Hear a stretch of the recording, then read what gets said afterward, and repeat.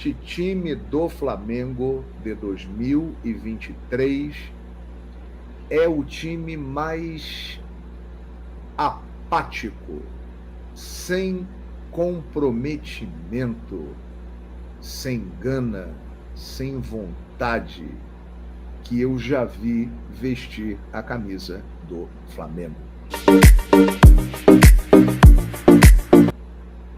Existe uma coisa neste time do Flamengo que eu confesso que não vi em nenhum outro time do Flamengo desde que eu acompanho o futebol. E acompanho o futebol desde 1978. A minha primeira lembrança do futebol foi a Copa da Argentina. A Argentina campeã, em cima da Holanda. Então eu comecei a acompanhar futebol na época que a geração do Zico estava começando a se firmar no Flamengo.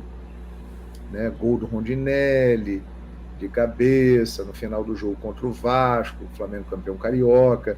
A partir dali, aquela geração ficou, se firmou e virou o que virou. Ganhou tudo o que foi possível. A maior geração da história do Flamengo.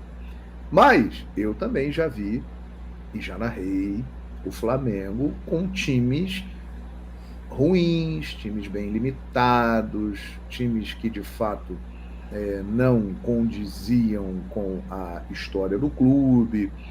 O Flamengo já teve grandes times e já teve times também bem fraquinhos. Mas todos esses times, todos, desde que eu acompanho o futebol, de 78 para cá, eles tinham uma coisa que o Flamengo de 2023, já no final de 2022 começou a demonstrar, mas se firmou em 2023. Este time do Flamengo de 2023 é o time mais apático, sem comprometimento, sem gana, sem vontade, que eu já vi vestir a camisa do Flamengo. Repito aqui, já vi times do Flamengo muito piores do que esse de 2023. Bem piores. E que não tinham nem de perto as condições que esse time do Flamengo de hoje tem. Nem a época do Zico, pelo contrário, a época do Zico era dureza. As condições de treinamento não eram as ideais e tal, aquela coisa toda. Depois times que eram muito esforçados.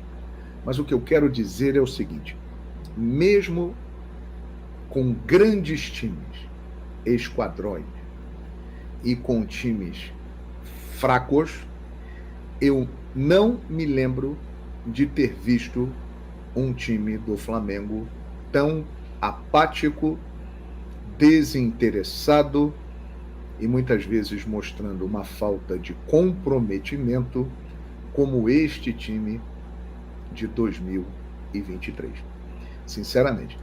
E o que me chama mais atenção ainda, né, é que boa parte deste time de 2023, ele estava em 2019. Quem estava lá de 2019 que está agora? Arrascaeta, Gabigol, Everton Ribeiro, Felipe Luiz, Gerson, Bruno Henrique. São muitos jogadores daquele time de 2019. 2020, pandemia e tal, mas conseguiu ganhar títulos. Copa Sul-Americana, Campeonato Carioca, ganhou a Supercopa do Brasil, né, ganhou o Campeonato Brasileiro e por aí vai. 2021, o Flamengo ganhou a Supercopa do Brasil e ganhou o Campeonato Carioca. 2022, ganhou a Copa do Brasil e a Libertadores da América. Todos esses times que eu citei de 19 para 22, eles tinham momentos brilhantes. O de Jorge Jesus em 19 é um caso à parte. Mas pós-Jorge Jesus, eram times que tinham oscilações, muitas vezes jogavam bem, jogavam mal, mas o Flamengo estava ali empenhado, que é o que toda torcida exige de um time de futebol. Que o time lute, que o time jogue, que o time se entregue. Quando não dá na bola, dá na vontade, no coração. E este time de 2023, que tem um elenco melhor do que de 2019, 2020, 2021, 2022, este time do Flamengo, que tem tudo e todas as condições e não tem noção do que é o Flamengo. Talvez se eles treinassem todos os dias na Gávea, porque eu já vi torcedor na Gávea cornetando o Zico, cornetando o Júnior, cornetando o Zinho. Eu já vi. O Adílio. Porque o Flamengo não ganhou sempre com esses caras. O Flamengo também perdeu. E em momentos de derrota tinha cornetagem. A boca maldita, a famosa boca maldita, ficava ali cornetando. Talvez por viverem longe, num mundo à parte, trabalharem num resort, porque o Ninho do Urubu é um resort de primeiro mundo. Ali, os jogadores têm tudo o que vocês possam imaginar. Tudo. É uma condição de trabalho excepcional. Então, talvez isso faça com que eles não tenham uma noção do que é jogar no Flamengo. Agora, o que me chama mais atenção é o seguinte: eles já ganharam muita coisa pelo Flamengo, entraram para a história do clube e não têm noção do que é o Flamengo, estão desconectados, né? Então, é algo realmente que me chama bastante a atenção. Não sabemos o que acontece. O correto dizer é o seguinte: eu nunca vi, e tenho a impressão de que muitos que estão me acompanhando agora vão concordar comigo, um time do Flamengo que não tem vontade. Essa é a mais absoluta verdade. Você até vê em casos isolados, você vê alguns jogadores que estão tentando se doar. O Luiz Araújo, que hoje entrou e se machucou. O Bruno Henrique, em muitos casos, é um cara que entra firme e forte, né? E algumas outras situações. Mas se você pegar o grupo e botar no pacote, no geral, é um time que peca realmente pela atitude. A eliminação do Flamengo para o Olímpia este ano na Libertadores da América, ela foi, talvez, a eliminação mais vergonhosa da história do Flamengo. Ah, não, mas já teve outros jogos, né, de outras decisões que o Flamengo perdeu e tal. Claro, perdeu muitas, mas não perdeu nenhuma com a apatia que se viu naquele jogo contra o Olímpia. E aí é que está o ponto a ser cobrado e questionado deste grupo de jogadores, do técnico Jorge Sampaoli, que não conseguiu fazer o time do Flamengo jogar, e da diretoria do Flamengo, que comanda tudo isso. A culpa é da diretoria, porque é ela que contrata e mantém os jogadores e traz o treinador que lá está. Contratou o Vitor Pereira, não deu certo, mandou embora, trouxe o Sampaoli. O Flamengo do Sampaoli é pior que o Flamengo do Vitor Pereira. Se você for ver, com o Vitor Pereira, o Flamengo tinha Gabigol e Pedro jogando juntos. Pedro fez muitos gols com ele, a maioria dos gols foi com o Vitor Pereira. Ayrton Lucas estava em grande momento. O Gabigol estava melhor do que está agora. O que pegou mal realmente do Flamengo do Vitor Pereira, além das grandes derrotas e tal, não ganhou nenhum título, mas aquele time do Vitor Pereira, em muitos momentos, apresentou na minha opinião, um padrão melhor do que o Flamengo do Sampaoli. O Flamengo do Sampaoli, ele fez 2 grandes jogos contra o Fluminense na Copa do Brasil, um grande jogo contra o Grêmio em Porto Alegre na Copa do Brasil, e um primeiro tempo arrasador contra o Vasco no Maracanã. Tirando isso, não fez mais nada. Agora tem um outro detalhe também muito importante. O Flamengo do Sampaoli, ele pode ser dividido no seguinte ponto: antes e depois da agressão do preparador físico a Pedro.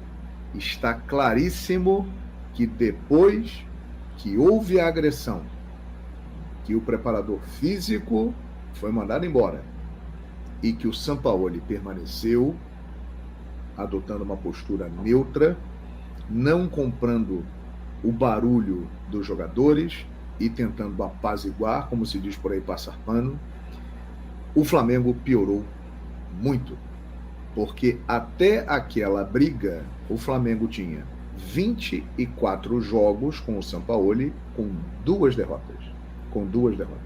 A partir dali vieram Cuiabá, de uma forma que o Davidson mesmo falou, o time do Flamengo não corre muito e tal. Olímpia, São Paulo, time reserva, e por aí vai. O Flamengo contra o Grêmio foi a melhor partida, após confusão, e se classificou.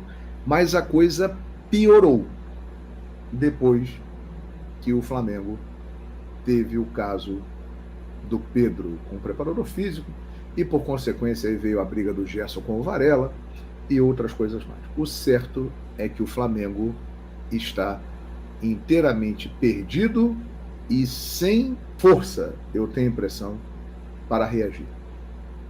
Quem poderia puxar a fila e comandar uma virada está com outros objetivos. Está focado em outras coisas, na vida pessoal, na vida particular. Então, aí fica realmente muito complicado. Eu sei, meus amigos, que o Flamengo caminha para ter o pior ano da sua história, porque o Flamengo começou a temporada com 7 chances de ganhar títulos, perdeu tudo o que disputou até agora e só tem mais uma bala no revólver, que é a Copa do Brasil. É o último tiro do Flamengo na temporada. Cá entre nós, falando aqui com muita sinceridade, aqui, a chance de perder a Copa do Brasil é muito grande. Você que é torcedor do Flamengo, que é apaixonado pelo Flamengo, que acredita sempre no Flamengo, você está acreditando neste time na final da Copa do Brasil? Olha, eu posso dizer para você o seguinte: é futebol, o Flamengo tem condições de ganhar a Copa do Brasil? Tem. Mas o São Paulo é o favorito para ganhar a Copa do Brasil. A tendência é que dê São Paulo na final da Copa do Brasil. Entretanto, é futebol. E é um encontro de gigantes, Flamengo e São Paulo. Então, de repente, num último suspiro, o Flamengo pode até reagir e ganhar a Copa do Brasil. Tem time para isso, mas no momento, com esta postura, com esta falta de sintonia entre técnico e jogadores e com a falta de comando, sinceramente, eu acho que a tendência é o São Paulo ganhar a Copa do Brasil. Não tenha dúvida disso. Agora, vamos aguardar. Tudo pode acontecer. E por que eu estou falando que é a última bala no cartucho do Flamengo, a Copa do Brasil? Porque eu tenho a impressão de que a partir de hoje, com este resultado no Maracanã, o Campeonato Brasileiro acabou definitivamente. Se o Botafogo vencer amanhã, o que é o mais provável, cá entre nós, a diferença vai para 15 pontos. E aí, meus amigos, semana que vem Tem Botafogo e Flamengo no estádio Newton Santos. Maravilha.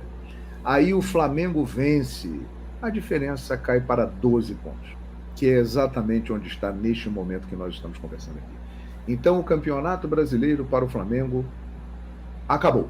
Acho que a meta do Flamengo agora é procurar ficar no G4, porque tem esse detalhe.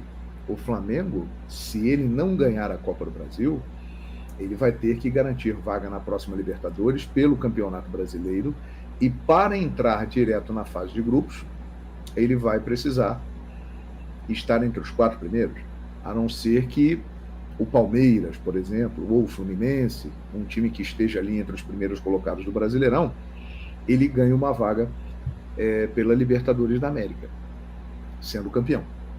Porque senão, minha gente, o Flamengo vai ter que batalhar para ficar entre os 4 primeiros colocados do Campeonato Brasileiro. Essa é a minha opinião. O Flamengo, título do Campeonato Brasileiro, não tem mais chance e está se afastando do título da Copa do Brasil. O São Paulo é favorito.